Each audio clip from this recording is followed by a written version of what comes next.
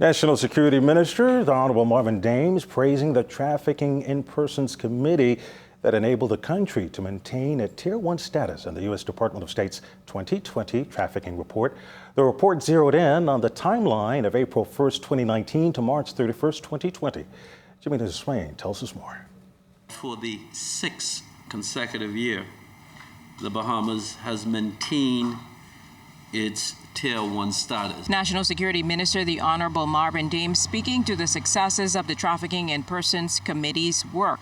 So far, he says the work of the committee didn't stop after Hurricane Dorian. In fact, it extended to Abaco. The investigative team from the TIPS task force seized the opportunity to screen 151 migrants nationals from Abaco to eliminate the existence of the possibility of trafficking in persons. Moreover, for the past reporting period, the TIP unit continued to heighten its awareness. Obviously, prosecutions are one of the reasons for the Tier 1 designation, but that's not the only reason. An increased awareness raising through the distribution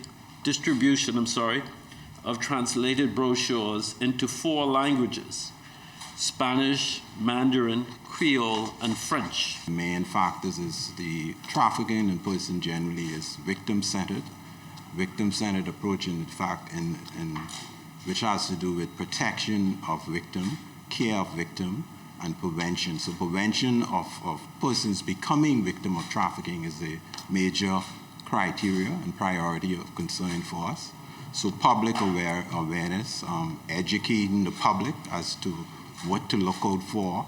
The National Security Minister also echoed the sentiment of the importance of education in the fight and some of the challenges victims face. We know that it exists, and the information out there is that there are persons who, when they come to town, persons retain their passports, right, and then threaten them and have them engage in sexual acts for money.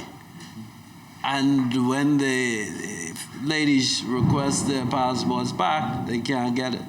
Meantime, Prosecutor Yuko Barnaby also addressed where some of the victims are trafficked from and the enticements used.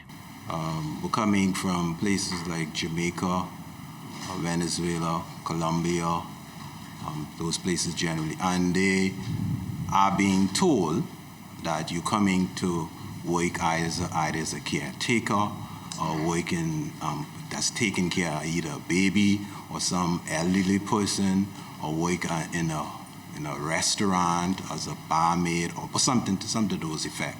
And when they come here, well, you're not going to be doing any of those work.